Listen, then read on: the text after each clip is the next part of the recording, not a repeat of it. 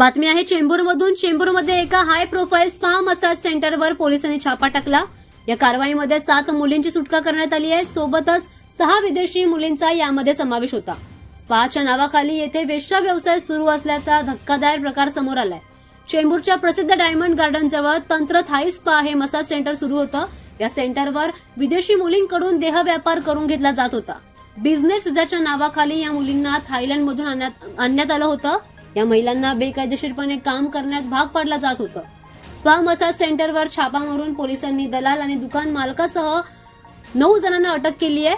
सुटका करण्यात आलेल्या महिलांना चेंबूरच्या महिला सुधारगृहात पाठवण्यात आलाय। स्पाच्या मालक आणि व्यवस्थापकाविरुद्ध गुन्हा दाखल करण्यात आलाय। तर चेंबूर पोलीस अशा बेकायदेशीर कारवायांमधील मोठं नेटवर्क उघड करण्यासाठी त्याचा तपास सुरू ठेवत आहेत।